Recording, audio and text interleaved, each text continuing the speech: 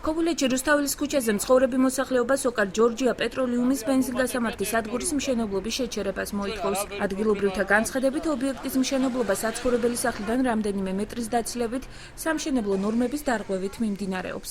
ჩემს სახლის დაშორებული არის 7 მეტრო.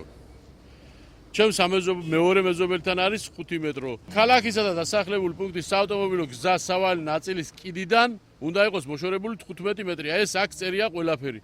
ჩვენ არაკანონირებას არ ვითხოვთ, კანონით ვითხოვთ ყველაფერს. აღნიშნულ პერიმეტრზე სოკარ პეტროლიუმის ბენზინგასამართის სადგურის მშენებლობის გარდა ორი ბენზინგასამართის სადგური უკვე არსებობს. მოსახლეობის განცხადებით, კიდევ ერთი იგივე დანიშნულების ობიექტის მშენებლობის აუცილებლობა არ არსებობს.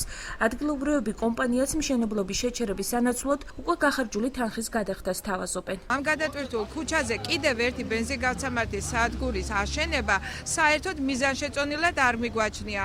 კიდევ უფრო დიდ გულის ტკივილს გამოვთქვავთ იმის გამო, რომ არც გამგეობის წარმომადგენლებს, არც საკრებულოს წარმომადგენლები ალბათ რუსთაველის ქუჩაზე არ გადმობრძანებულან და საერთოდ არ უნახიათ რა მდგომარეობაში ვართ აქ. კომპანია დაზარალდება, იმიტომ რომ ფული აქვს გადახდილი. ის თანხა რაც მაგათმა გადაიხადენ, წარმოგვიდგინონ ქვითარი და ჩვენ მოსახლეობა შევისყიდით ამ ნაკვეთ.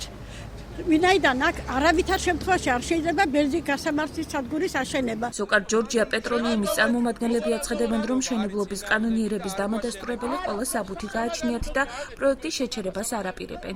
არის მეორე დოკუმენტი აჭარის ავტონომიური რესპუბლიკის ადგილობრივი მნიშვნელობის მშენებლობის რეგულირების საბჭოს გადაწყვეტილება 29 აგვისტო 2013 წელი და არის მშენებლობის ნებართვა ქობულეთის მუნიციპალიტეტის. მხოლოდ და მხოლოდ ეს მშენებლობა გაჩერდება იმ შემთხვევაში, თუ კი კანონი გაგვაჩერებს. ქობულეთში რუსთაველის ქუჩაზე კომპანია სოკარის ბენზინგასამართის სადგურის მშენებლობა 2013 წლის 3 ოქტომბრამდე საჭირო დოკუმენტაციის არქონის გამო შეჩერებული იყო, თუმცა მუნიციპალიტეტისაგან მიღებული ნებართვის შემდგომ ობიექტის მშენებლობა განახლდა.